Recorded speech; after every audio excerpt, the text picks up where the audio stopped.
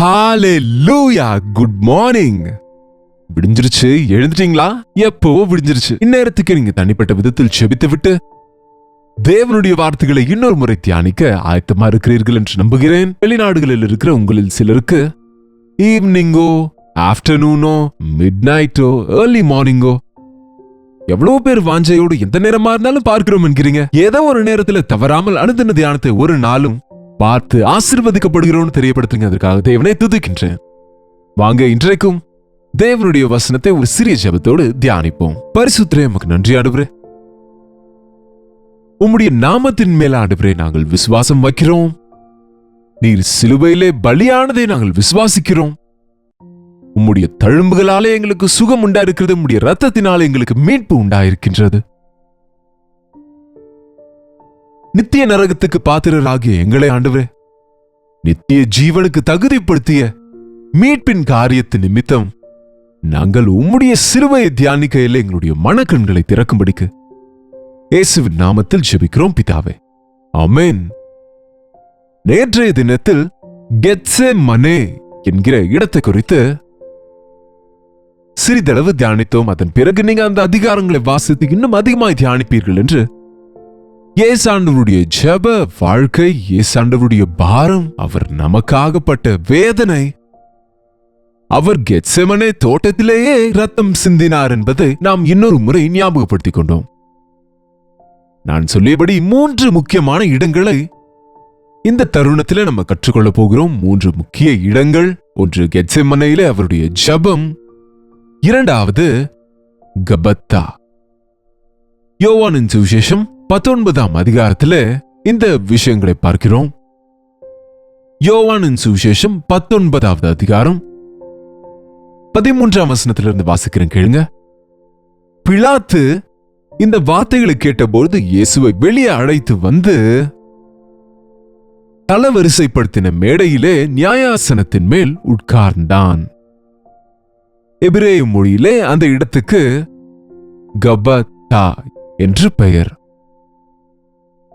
கபத்தா என்று பெயர். கபத்தா என்றால் கற்களால் செய்யப்பட்ட இடம். அது இட்ஸ் a rough place. அது நியாயாசனம் இருக்கின்ற இடம். அது அங்கே பிலாத்து நியாயாதிபதி ஆக உட்கார்ந்திருக்கிறான். வெளியரங்கமான இடத்துல பப்ளிக் எல்லாரும் நிற்பாங்க. அங்க சுற்றி அந்த உயர்வான கற்கள் அமைக்கப்பட்ட இடத்துல, அந்த ஸ்டேஜ் போல இருக்கிற இடத்துல பிலாத்து உட்கார்ந்து ஆண்டவரை அங்கிருக்கிற எல்லாருக்கும் முன்பாக வரவழைத்து அங்கே நிற்க வைத்து தீர்ப்பு கொடுக்க போகிறான். அதற்கு முன்பே தீர்மானிக்கப்பட்டது தீர்ப்பு. 19ஆம் அதிகாரம் முதல் வசனத்திலேயே, அப்போது பிலாத்து இயேசுவை பிடித்து அவரை வாரினால் அடிப்பித்தான். போர் சேவகர் முள்ளுகளினால் ஒரு முடியை பின்னி அவர் சிரசின் மேல் வைத்து சிவப்பான ஒரு அங்கியை அவருக்கு உடுத்தி, யூதருடைய ராஜாவே வாழ்க என்று சொல்லி அவரை கையினால் அடித்தார்கள். என்னங்க, அவர் அமைதியா இருக்கிறாரு. அடிக்கப்பட கொண்டு போகிற ஆட்டை போல. அவரை அநியாயமாய் நியாயம் தீர்த்த பிறகு, அவர் மீது எந்த குற்றமும் இல்லை என்று சொல்லிய பிறகு நடந்த விஷயங்கள் இது. அநியாயமாய் வந்து அவர் மீது குற்றம் சாட்டுகிறாங்க. என்ன இருக்குங்க அவர் மேல குற்றம் சாட்ட? நான் தேவனுடைய குமாரன் என்றார், அது உண்மைதானே. மனுஷகுமாரன் மேகங்களின் மேல் வருவார் என்றார், அது நடக்க போகிறது தானங்க. அவங்களுக்கு புரியவே இல்லை. அநியாயமாக உதவாதவர்களை வைத்து அவர் மேல அநியாயமாய் சாட்சி சொல்ல வைத்து அவர் ஓய்வு நாளிலே குணப்படுத்திட்டாராம். அது ரொம்ப குற்றமாம். இப்படி எதற்கும் உதவாத விஷயங்களை நிரூபிக்க முடியவில்லை. இவனிடத்தில் நான் எந்த குற்றமும் பார்க்கவில்லை என்று பிலாத்து சொன்னான். ஆனாலும் அந்த மனிதர் இன்னும் சத்தமிட்டதினால் வாரினால் அடிக்க ஒப்பு கொடுத்தான். வாரினால் அடிப்பதென்றால் ஒன்று குறைய 40 அடிகள் கொடூரமாய் அடிப்பார்கள். அந்த வாரியிலே சாட்டையிலே கண்ணாடி துண்டுகளும் இரும்பு துண்டுகளும் இருக்கும். அடிக்கும்போது அப்படியே மாமிசம் துண்டு துண்டாக வெளியே வந்துவிடும். அது கடினமான கேபிட்டல் பனிஷ்மெண்ட் என்று சொல்லலாம். வாரினால் அடிப்பது அந்த ரோமன்ஸ் உடைய தண்டனை. அது வாரினால் அடிக்கிற தண்டனை இருக்கிறவங்களுக்கு சிலுவை தண்டனை இருக்காது. சிலுவை தண்டனை இருக்கிறவங்களுக்கு இது இருக்காது. நம்முடைய தேசத்துல பாருங்க, யாருக்காவது ஆயுள் தண்டனை என்று சொன்னால் அவங்களுக்கு இனி தூக்கு தண்டனை இருக்காது. தூக்கு தண்டனை என்றால் அவங்களுக்கு அந்த தண்டனை இருக்கணும். அது தவிர சிறையிலும் 10 வருஷம் சிறையில வைத்து அதன் பிறகு தூக்கு என்பாங்களா? தூக்கிலிட்ட பிறகு ஜெயில வைக்க முடியுமா? ஆனால் இங்க இயேசாண்டவர் எல்லா தண்டனையும் பெற்றுக்கொள்ள காரணம், எல்லாருடைய தண்டனையும் அவர் சுமந்ததாலே எல்லா குற்றத்துக்கும் வர வேண்டிய எல்லா தண்டனைகளையும் அவர் அனுபவித்தார். ரோமன்ஸ்க்கு வர வேண்டிய தண்டனையும் சகித்தாரு. எபிரேய ஜனங்களுக்கு, இஸ்ரவேலருக்கு வர வேண்டிய தண்டனையும் ஏற்றுக்கொண்டார். விபச்சாரிகளுக்கு வர வேண்டிய, திருடர்களுக்கு வர வேண்டிய, ஒவ்வொரு பாவத்துக்கும் வர வேண்டிய ஒவ்வொரு தண்டனையும் சுமந்தார். ஆகவே அவரை வாரினால் அடித்து முள் கிரீடத்தை அவருடைய தலையின் மேலே வைத்து 3.5 அங்குலம் நீளமான, நான் இஸ்ரவேல் தேசத்துக்கு போயிருந்த போது பார்த்திருந்தேன், அங்கு முள்ளுகள் இருக்கிறது. அதற்கு அடையாளமா அதற்கு சில முற்கிரீடங்களை வைத்திருக்காங்க. இவ்வளவு நீளமான முள்ளை தலையின் மீது வைத்து அடிக்கும் பொழுது உடனே ரத்தம் வெளியே வந்துவிடும். அவருக்கு சிவப்பான அங்கியை உடுத்தி அவரை யூதருடைய ராஜா என்று கேலி செய்கிறாங்க. அவர்கள் கையினால் அவரை அடித்தார்கள். அவர் முகத்தின் மீது அவரை துப்பினார்கள். அவர் தலை மீது ஒரு வஸ்திரத்தை போட்டு அவரை அடித்தார்கள். ஒரு நிமிஷம் போதுங்க, ஆண்டவருடைய கண்கள் கண்ணசைத்தால் கதை முடிந்திருக்கோங்க. இதாவே என்று சொல்லியிருந்தால் எவ்வளவோ சேனை தூதர்கள் வந்திருப்பார்கள். ஆனால் நமக்காக அவர் தாங்கிக் கொண்டார். நம்முடைய பாவ தண்டனை அவர் ஏற்றுக்கொள்ளும்படி நமக்கு வரவேண்டிய தண்டனை அவர் சுமந்தார். தயவு செய்து இதை நம்புங்க, இதை விசுவாசியுங்கள். அவர் உனக்காக காயப்பட்டார். நம்முடைய மீறுதல்கள் நிமித்தம் அவர் காயப்பட்டு, நம் அக்கிரமங்கள் நிமித்தம் அவர் நொறுக்கப்பட்டார். நமக்கு சமாதானத்தை உண்டு பண்ணும் ஆக்கினை அவர் சுமந்தாருங்க. ஒரு முறை யோசித்து பாருங்க, தலை மீது முள் கிரீடம், முதுகெல்லாம் ரத்தமாயிருக்கிறது வாரினாலே அடித்ததால். நெத்தியிலே முள் கிரீடத்தாலே ரத்தம் முகமெல்லாம் வடிந்து கொண்டிருக்கிறது. அவர்கள் துப்பினதும் அப்படி இருக்கிறது. முகமெல்லாம் வீங்கி போயிருக்கிறது. பட்ட காயங்களுக்கு, விழுந்த அடிகளுக்கு. சிதைந்து போயிருக்கக்கூடிய அவருடைய சரீரத்தை வெண்மையும் சிறப்புமானவர், அழகானவர் அவர், 10,000களில் சிறந்த அவரை பார்க்க கூடாதவராக, அருவருப்பானவராக செய்தது நம்முடைய பாவத்திற்காக, நம் பாவங்களை சுமப்பதற்காக என்று நம்ம உணர்ந்து கொண்டால் நம் வாழ்க்கையில ஒரு பெரிய மனம் திரும்புதல் உண்டாகும். அவரை அவமானப்படுத்தி அவரை அப்படி வெளியே கொண்டு வந்து எல்லாருக்கும் முன்பாக பிலாத்து நிறுத்தி, நமக்கு பாருங்க, யாராவது 4 பேருக்கு முன்னாடி ஒன்று சொல்லிட்டால் தாங்க முடியாது. நீங்க வீட்டுக்குள்ள போய் எவ்வளவு வேணாலும் என்ன திட்டுங்க, 4 பேர் முன்னாடி இப்படி பேசாதீங்கன்னு சொல்லுவாங்க பாருங்க. எல்லாரும் முன்பின் அவமானப்படுத்தாத, நீ வேண்டுமென்றால் என்ன வேண்டுமானால் செய், அறைக்குள்ளே ரகசியமாய், ஆனால் வெளியரங்கமாய் மட்டும் மானத்தை வாங்க வேண்டாம் என்று சொல்லுவார்கள் எத்தனையோ பேர். பாவத்துக்கு வரவேண்டிய தண்டனை ரகசியமா இருக்காதுங்க, வெளியரங்கமாத்தான் இருக்கும். ரகசியமாய் நீங்கள் செய்த பாவத்துக்கு வெளியரங்கமாகத்தான் விளைவாகிய தண்டனை பெற வேண்டும். இயேசாண்டவர் நம் எல்லாருடைய பாவங்களையும் வெளியரங்கமாய் சுமந்து அவமானம், நிந்தையை சுமந்தாருங்க. இருதயமே வெடிச்சிரும் இல்லையா? அதுவும் இல்லாததை சொல்லும் போது எவ்வளவு வேதனைப்படுவோங்க. பொய்யாய் நிந்திக்கப்படும் போது எவ்வளவு வேதனைங்க அது. எல்லாருக்கும் முன்பு நம்முடைய சொந்த ஜனங்களே நமக்கு பிரியமானவங்க அவமானப்படுத்தினால், ஒரு கணவன் தன் மனைவியை எல்லாருக்கும் முன்பு அவமானப்படுத்தினால் அந்த பெண்ணின் இருதயம் என்ன ஆகிவிடும்? ஒரு கணவனை எல்லாருக்கும் முன்பும் தான் கட்டின மனைவி தவறாக நிந்தித்து அவமானப்படுத்தினால் இந்த மனுஷன் இருதயம் என்னாகும்? அப்படிப்பட்ட நிந்தைகள் எல்லாம் செய்யாத குற்றத்துக்கு. நீங்க தவறு செய்து தண்டிக்கப்பட்டால் அதுல பெருமை என்ன இருக்கிறது? தவறு செய்யாமல் தண்டிக்கப்பட்டால் அது நன்மையா இருக்கும். ஆகவே ஆண்டவர் நமக்கு எடுத்துக்காட்டாய் அவர் எல்லாருக்கும் முன்பும் கெத்செமனேலே தனிமையாக அவர் இரத்தத்தை சிந்தி தனிமையாக நசுக்கப்பட்டு போனார். நம்முடைய பாவத்தை எல்லாம் அவர் ஏற்றுக்கொண்டார். இங்கே வெளிப்படையாய் அந்த இரத்தம் கசிகின்ற முள் கிரீடம் இருக்கிற முகத்தோடு அவர் முதுகெல்லாம் உழுதது போல கலப்பையால் என் முதுகை உழுதார்கள் என்று சொன்ன வார்த்தையின்படியாக நடந்தது. வேத வாக்கியங்களின்படி ஒன்று குறைய அவர் 40 அடிகள் பட்ட போது அவருடைய சரீரம் முழுவதும் இரத்த குவியலாக மாறியது. அப்படி வெளியரங்கமான அவமானத்தை அவர் நமக்காக சுமந்தார். வெளியரங்கமாய் நாம் பெற வேண்டிய தண்டனை அவர் சுமந்தார். விபச்சாரத்தில் பிடிப்பட்ட ஸ்திரீயை ஆண்டவரிடத்தில் கொண்டு வந்த போது நியாய பிரமாணத்தின்படி இவளை கற்களால் அடித்துக் கொள்ள வேண்டும்.